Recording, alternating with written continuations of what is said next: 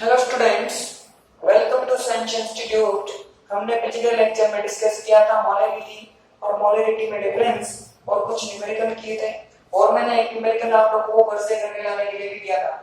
कर लिया होगा कि आप लोगों ने नहीं किया हो तो मुझे बता देना, सोल्व करवा दूंगा मैं। एक और न्यूमेरिकल लिखो, फटाफट लिखो। 6.3 ग्राम ऑक्सैलिक अम्ल। ऑक्सैलिक अम्ल मतलब दिखता ऐसा है लेकिन गिवन इस फॉर्म में किया गया है C2H2O4.2H2 और ये कुछ ऐसा दिखता है जिसके साथ 2H2 लगा हुआ है। 6.3 ग्राम ऑक्सैलिक अम्ल 250 ml विलियन में उपस्थित है। 250 ml विलियन में उपस्थित है। यदि विलियन का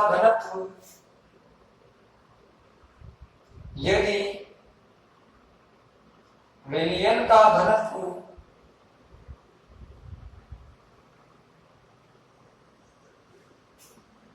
1.15 ग्राम प्रति ml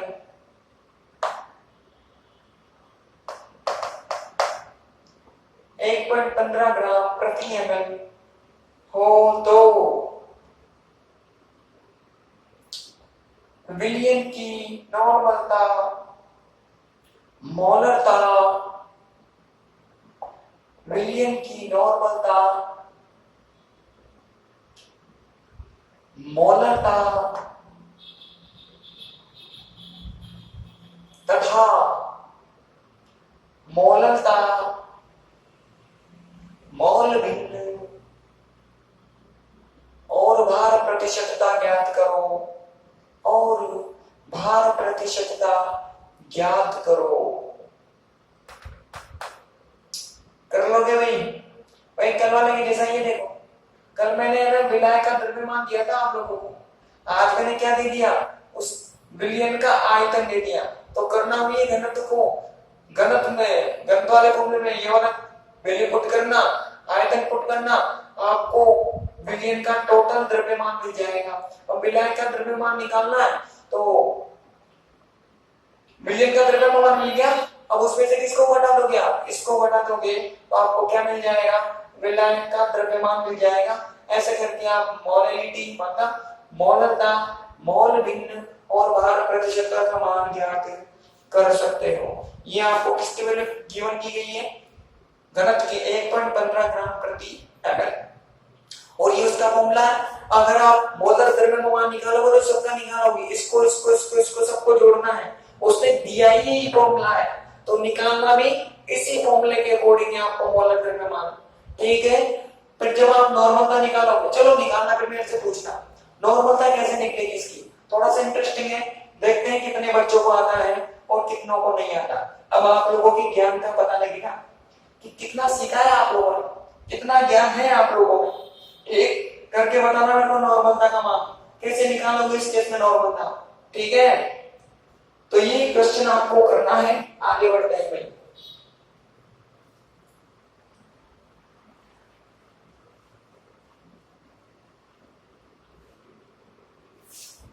आज हम पढ़ेंगे सक्रियता तथा सक्रियता गुणांक। सक्रियता तथा सक्रियता गुणांक।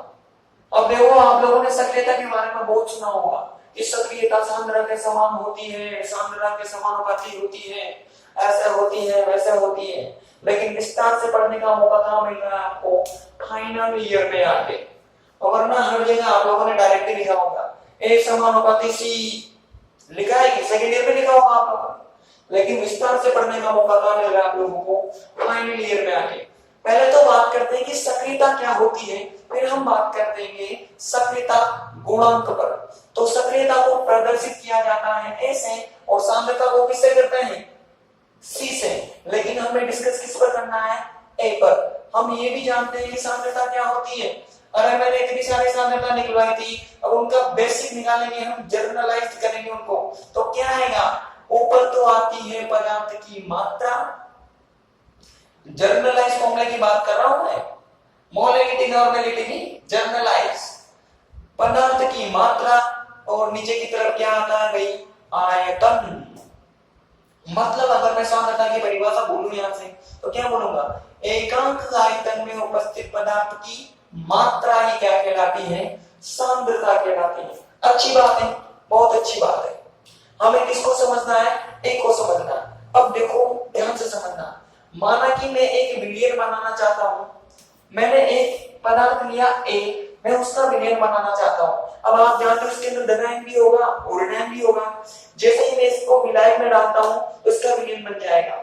विलायक में डालते ही अपने आयनों में टूटेगा, कुछ तो बनेंगे प्लस प्लस और कुछ बनेंगे माइनस माइनस। तो बहुत सारे प्लस मिलेंगे मुझे और बहुत सारे क्या मिलेंगे, माइनस मिलेंगे। सपोज करो मैंने इस एक ही जगह क्या मान लिया, NaCl मान लिया। जैसे ही मैंने इसको विलायक में डाला तो ये किस किस में टूटेगा, Na प्लस में और Cl माइनस में। तो बहुत सारे Na प्लस प्लस बनेंगे और बहुत सारे क्या बनेंगे, Na माइनस माइनस बनेंगे, सॉरी Cl माइनस माइनस बनेंगे। ये मैंने बहुत सारे क्या बना लिए, Na प्लस, और ये बहुत सारे क्या बना लिए, Cl माइनस। अब होगा क्या, ये सारे के सारे एक ही विलयन में, तो इन समान आवेशित आयनों के बीच में तो लगेगा प्रतिकर्षण बल, जबकि इन विपरीत आवेशित आयनों के बीच में लगेगा आकर्षण बल। मतलब यहां से कहा जा सकता है कि उस विलयन में दो प्रकार के बल लगेंगे। समान आवेशित आयनों के मध्य तो प्रतिकर्षण लगेगा, जबकि विपरीत आवेशित आयनों के मध्य लगेगा आकर्षण बल। लगेंगे कि नहीं लगेंगे, समान के बीच में प्रतिकर्षण और असमान के बीच में आकर्षण। सांद्रता को हमने देख लिया कि प्रति एकांक आयतन में पदार्थ की मात्रा को क्या कहते हैं, सांद्रता कहते हैं। अब होगा क्या, सपोज करना एक समय ऐसा है, मैंने आइडियल कंडीशन ली, आदर्श ली, माना कि विलयन में किसी भी प्रकार का बल नहीं लग रहा, न तो मैंने प्रतिकर्षण बल लगवाया न ही मैंने आकर्षण बल लगवाया। सपोज करो दो आयन एक दूसरे से इतनी दूरी पर है, ठीक, दो आयन एक दूसरे से इतनी दूरी पर है। फिर मैंने इस कंडीशन में उसका मान निकाला, क्या मान निकाला, प्रति एकांक आयतन में पदार्थ की मात्रा निकाली। कब, जबकि उनके बीच में कोई भी आकर्षण या प्रतिकर्षण बल नहीं लग रहा था। तो इस कंडीशन में जो मान निकल कर आएगा, प्रति एकांक आयतन की जो मात्रा होगी उसे क्या कहोगे आप, उसे कहते हैं हम सांद्रता। अब सक्रियता किसे कहते हैं, अब सपोज करो मैंने उन आयनों के बीच में कौन सा बल माना, आकर्षण बल माना। आकर्षण का मतलब एक दूसरे को अट्रैक्ट करना, तो ये कहां आएंगे, पास पास आएंगे।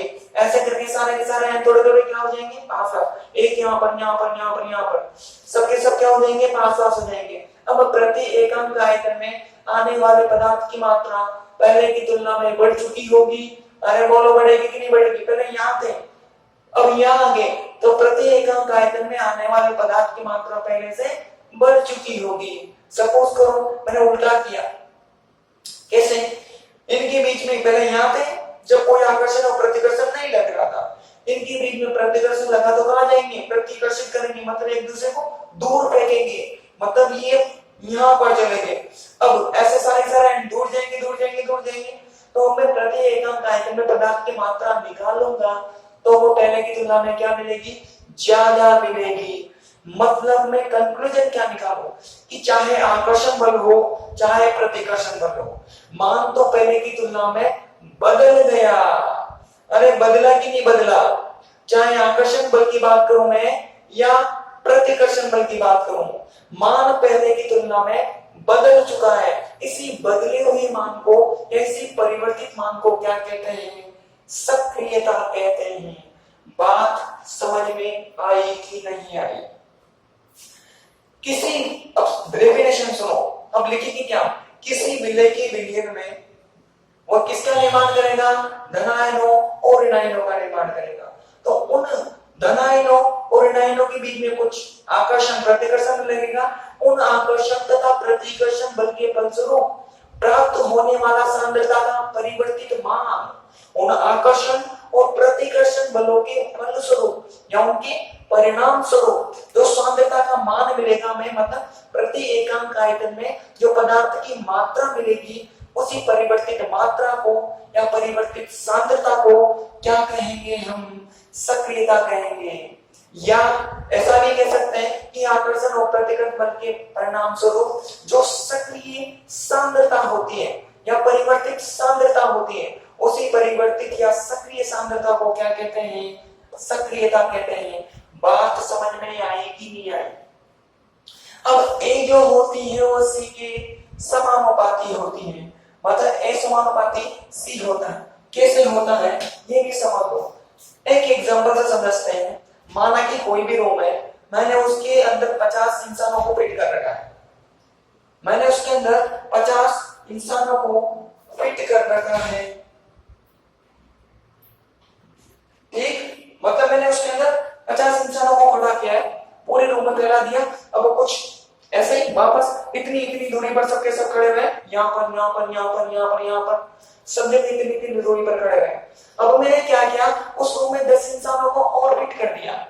50 तो पहले ही थे, मैंने 10 को और डाल दिया।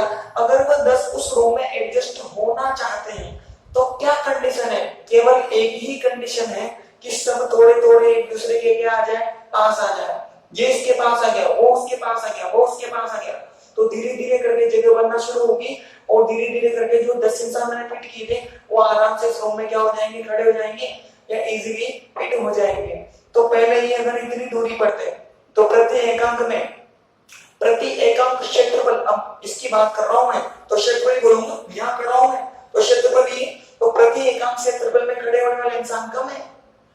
लेकिन अब मैंने 10 को और फिट कर दिया तो इंसानों का मान बढ़ा कि नहीं बढ़ा?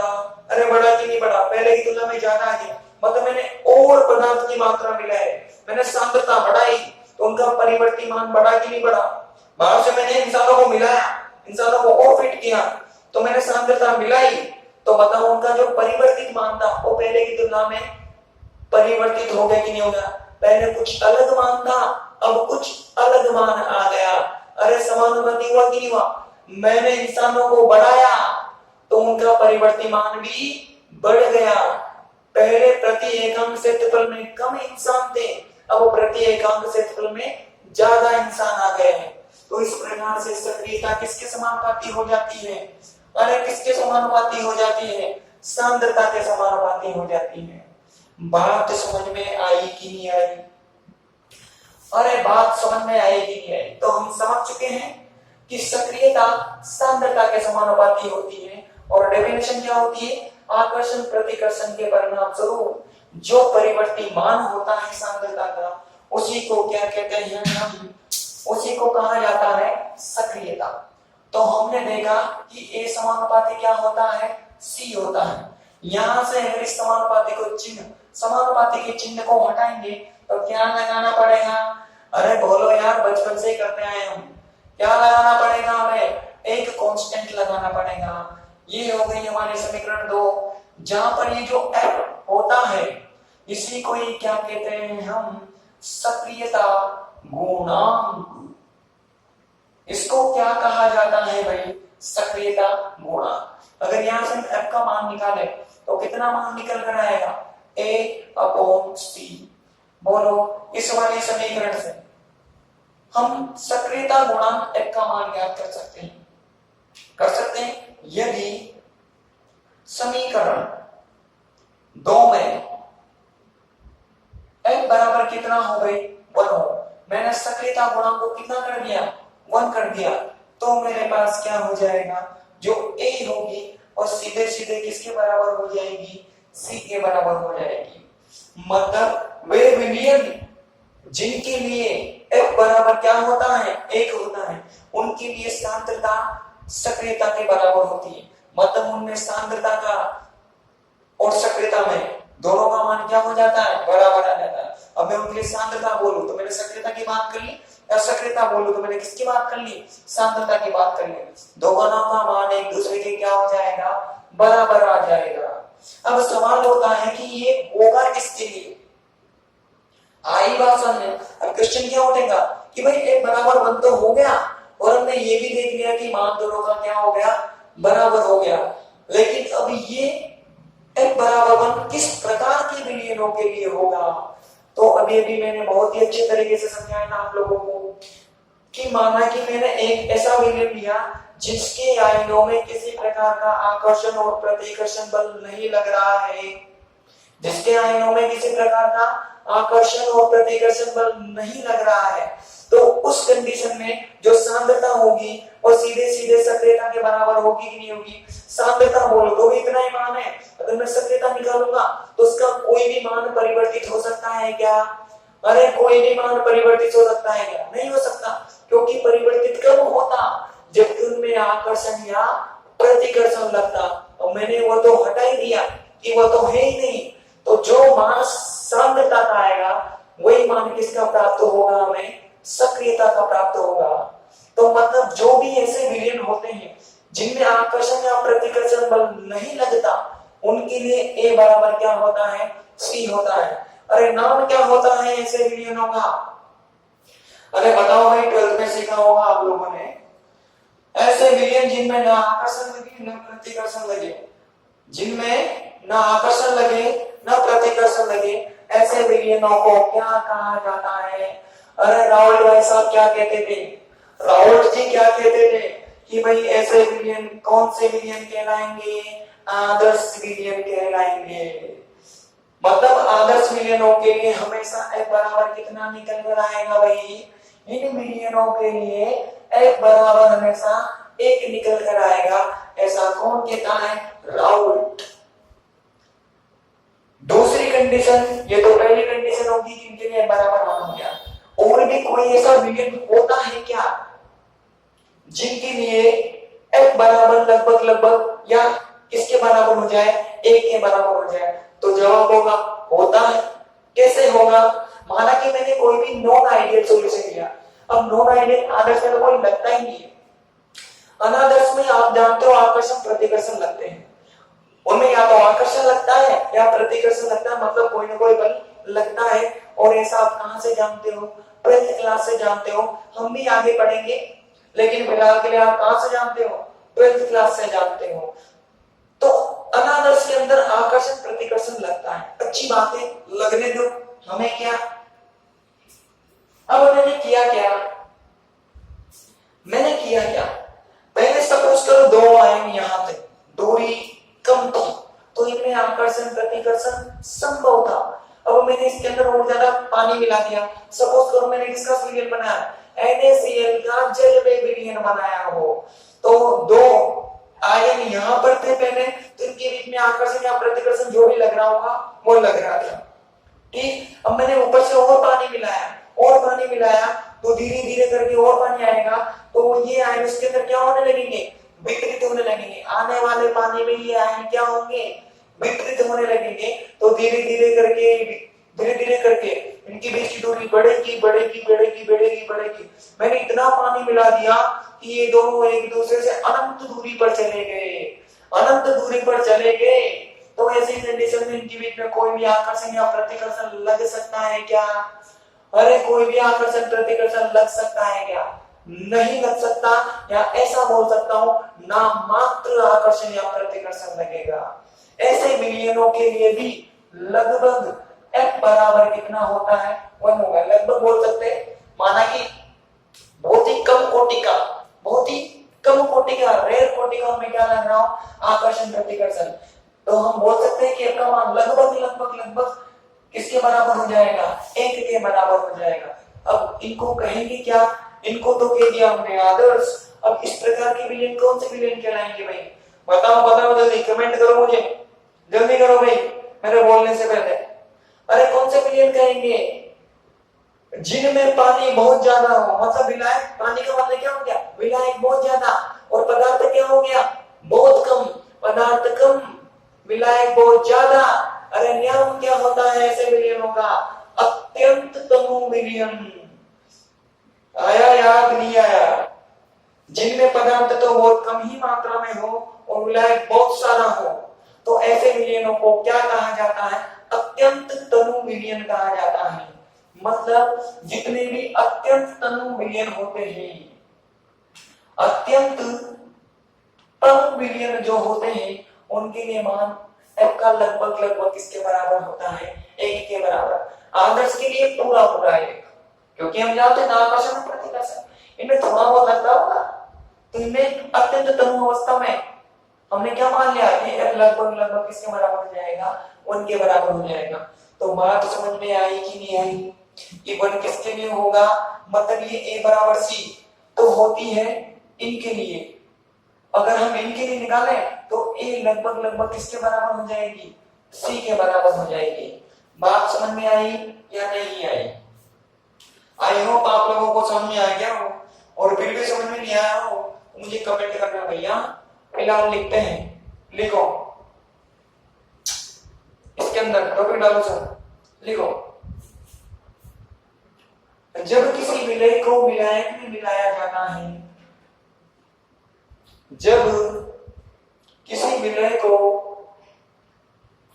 विलायक में मिलाया जाता है तो वह अपने आयनों में विभक्त हो जाता है, वह अपने आयनों में विभक्त हो जाता है,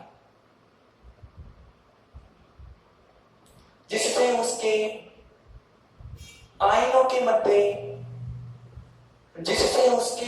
मध्य अंतर आयनिक आकर्षण तथा प्रतिकर्षण बल, जिससे उसके आयनों के मध्य अंतर आयनिक आकर्षण तथा प्रतिकर्षण बल लगने लगते हैं। अंतर आयनिक आकर्षण तथा प्रतिकर्षण बल लगने लगते हैं।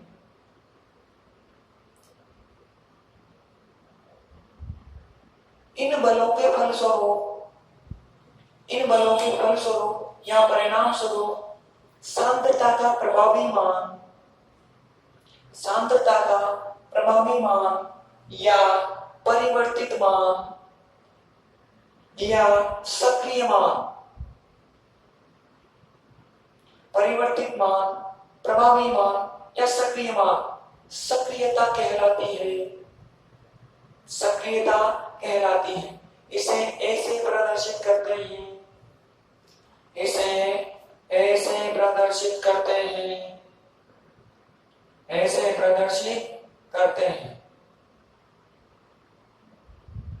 सक्रियता सांद्रता C के समानुपाती होती है, सक्रियता सांद्रता C के समानुपाती होती है। लिख लो बोर्ड से, मैं फटाफट पूरा। कहां तक करोगे, यहां तक कर लेना, ठीक।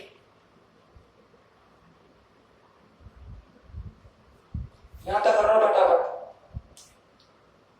कर लेना, स्क्रीनशॉट लो वगैरह ले लो, देखो इसके नीचे समीकरण 3 से स्पष्ट है कि, समीकरण 3 से स्पष्ट है कि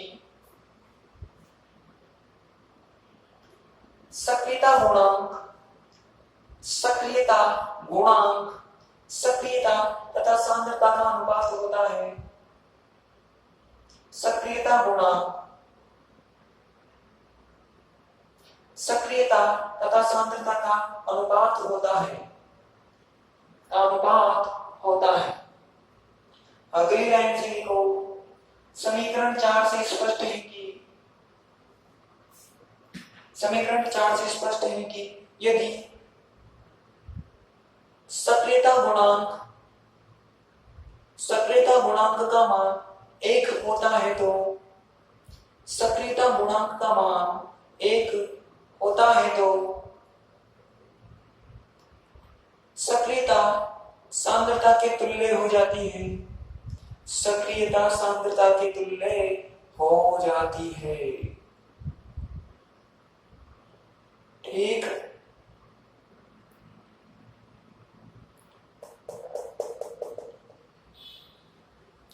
अगली लाइन से लिखो, आदर्श विलयनों के लिए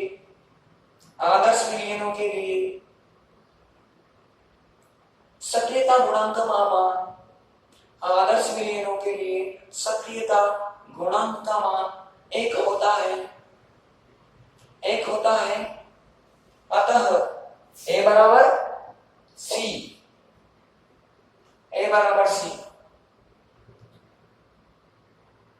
अगली लाइन से लिखो या दूसरा पॉइंट लिखो, अत्यंत तनु विलयनों के लिए, अत्यंत तनु बोल सकते हो या अनंत तनु बोल सकते हो, अत्यंत या अनंत दोनों सेम ही चीज है। अत्यंत तनु अथवा अनंत तनु विलीनों के लिए एफ लगभग 1 लिख लो ये बोर्ड से कैसे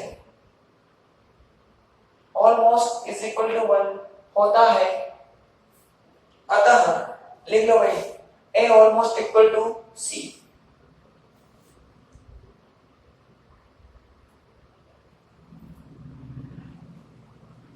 ठीक, अब थर्ड कंडीशन लिख लो कि जितने भी अनादर्श विलयन होते हैं, जितने भी अनादर्श विलयन होते हैं उनके लिए f का जो मान होता है वो सदा 1 से कम ही होता है। 1 से कम होगा तो उनके लिए जो सक्रियता होगी वो हमेशा किससे कम निकलेगी भाई, सांद्रता से कम निकलेगी। ठीक, कर लो भाई, सीधे लिख लो, कर लिया, आगे बढ़ते हैं। अगर हम सक्रियता को प्रदर्शित करना चाहें मौलकता के पदों में, अभी तो हमने सक्रियता को किसके पदों में प्रदर्शित किया है भाई, सांद्रता के पदों में। और सांद्रता कोई भी ले लिया मैंने, सांद्रता तो सांद्रता होती है, बहुत सारी बढ़ गया है तो कोई सी भी, अगर हम स्पेशली किसके पदों में प्रदर्शित करना चाहे, मौलकता के पदों में प्रदर्शित करना चाहे तो फिर कंडीशन कैसी होगी, ध्यान से देखना। ये मैंने सक्रियता ए ली, ये भी मौलकता के समानुपाती, मौलकता भी क्या है सांद्रता, तो किसके समानुपाती, एम के समानुपाती।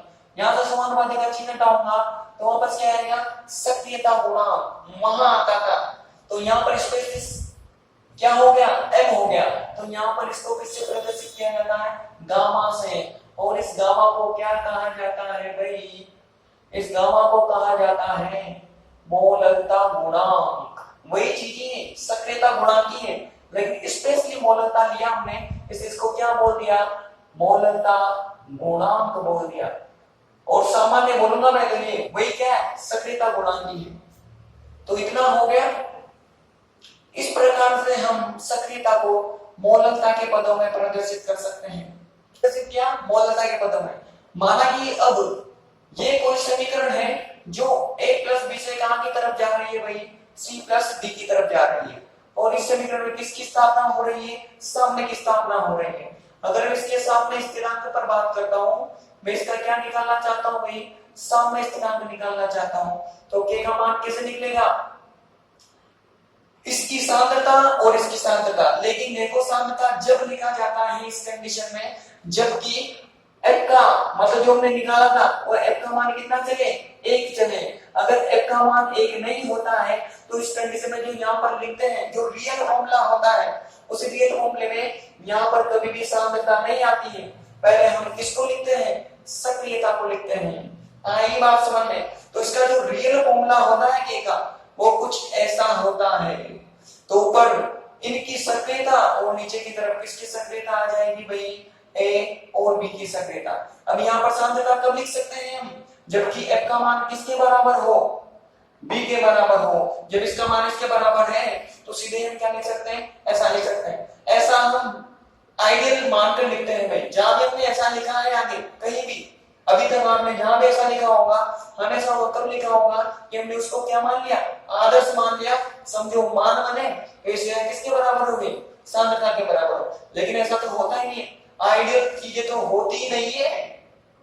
तो यहाँ पर हमें क्या लिखना पड़ेगा, ऐसे लिखना पड़ेगा। अब हम जानते हैं a बराबर क्या होता है, गामा m।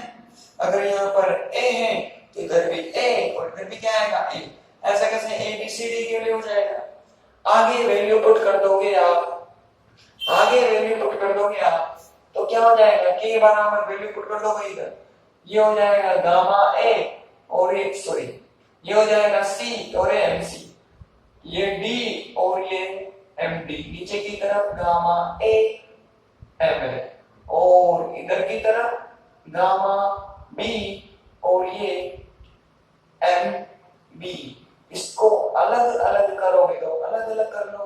ये मैंने सक्रियता गुणांक को एक साथ कर लिया और मैंने इनकी मौलकताओं को एक साथ कर लिया। देखोगे ध्यान से ऊपर देख लो, यही आएगा क्या, ये पूरा सक्रियता गुणांक का पद हो गया और ये किसका पद हो गया, मोलता का पद हो गया। तो यहाँ इस प्रकार से हम किसी भी अभिक्रिया के साम्य स्थिरांक को इस प्रकार से हम किसके पदों में प्रदर्शित कर सकते हैं, सक्रियता गुणांक के पदों में प्रदर्शित करते हैं। ये के हैं सक्रियता के पदों में, और इसी के को हमने यहाँ पर किसके रूप में प्रदर्शित कर दिया, सक्रियता गुणांक के पदों में प्रदर्शित कर दिया। बात समझ में आई कि नहीं आई? लिखो भाई, अगली लाइन से लिखो, सक्रियता को मोलता के पदों में, सक्रियता को मोलता के पदों में निम्न प्रकार से प्रदर्शित किया जा सकता है, निम्न प्रकार से प्रदर्शित किया जा सकता है। लिख लो यहां तक,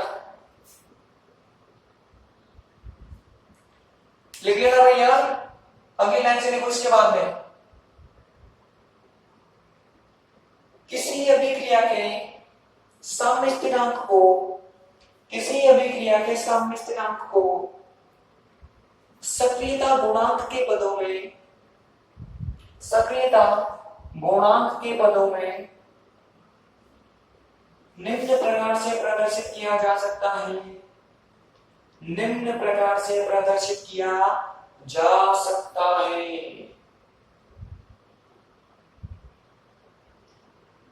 कर लो भाई फटाफट, कर लो पूरा का पूरा। ये हमने किसके रूप में प्रदर्शित कर दिया, सक्रियता गुणांक, या इस एक्सप्रेशन नाम क्या हो जाएगा, मोलता गुणांक। ले लेना स्क्रीनशॉट और कर लेना भैया, फटाफट से ले लो स्क्रीनशॉट। ठीक, अब देखो, आप जानते हो, अभी भी हमने देखा कि जब भी किसी भी पदार्थ को मिलाएं में डाला जाता है तो वो किसका निर्माण करता है, आयनों का निर्माण करता है। मतलब विलयन में धनायन भी होगा और विलयन में ऋणायन भी होगा, धनायन भी होगा, ऋणायन भी होगा। अगर उनकी सक्रियता अगर हमें प्रदर्शित करनी हो, उन धनायनों की या ऋणायनों की सक्रियता को अलग अलग हमें प्रदर्शित करना हो तो कैसे करेंगे? फॉर्मूला तो वही होता है, A बराबर क्या हो जाएगा, गामा एम। अगर हम धनायन की बात करेंगे, सपोज करो किसकी सक्रियता प्रदर्शित करना चाहते हैं, धनायन की, तो A प्लस धनायन की सक्रियता, यहाँ भी प्लस लगा दो और यहाँ भी क्या लगा दो प्लस, ये प्लस की सक्रियता, ये धनायन का मोलता गुणांक या सक्रियता गुणांक, और ये धनायन की मोलता। इसी प्रकार से हम क्या कह सकते हैं, माइनस के लिए A माइनस बोल दो तो क्या होना है, गामा माइनस, और ये क्या हो जाएगा, M माइनस। अभी तीनों के तीनों मान किसके लिए हो जाएंगे, ऋणायनों के लिए, ये धनायनों के लिए, ऋणायनों के लिए। इस प्रकार से किसी भी विलयन में उपस्थित धनायनों और ऋणायनों की सक्रियता इन समीकरणों के द्वारा प्रदर्शित की जा सकती है, क्योंकि आप जानते हो विलयन में धनायन भी होता है और ऋणायन भी होता है। लिखो अगली लाइन से उसके बाद में, विलयन में उपस्थित धनायनों, विलयन में उपस्थित धनायनों तथा ऋणायनों की सक्रियता, विलयन में उपस्थित धनायनों तथा ऋणायनों की सक्रियता निम्न प्रकार से प्रदर्शित की जा सकती है, निम्न प्रकार से प्रदर्शित की जा सकती है। लिख लो भाई समीकरणों को, और ये इनका बायोडाटा लिख लेना नीचे। सक्रियता गामा माइनस और गामा प्लस क्या हो जाएगा भाई, ये तो सारा का सारा सेम टू सेम है। इधर क्या हो जाएगा, सक्रियता गुणांक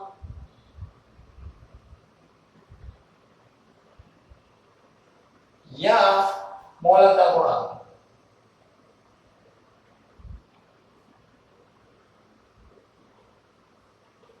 और ये जो m प्लस या m माइनस है, ये क्या हो जाएगा, ये तो सारा का सारा सेम, क्या हो जाएगी भाई, मोलता। ठीक, इसी के साथ आपका सक्रियता और सक्रियता गुणांक वाला टॉपिक खत्म हुआ। कर लेना इनको। कल हम बात करेंगे आयनिक सामर्थ्य पर। ठीक, बहुत इंपॉर्टेंट चीज है, न्यूमेरिकल आते हैं उसके, तो न्यूमेरिकल करना सीखेंगे हम कल। इस लेक्चर में आपको कोई भी दिक्कत हो तो मुझे कमेंट करना भैया, और न्यूमेरिकल को सॉल्व करना। बाकी हम कल मिलते हैं।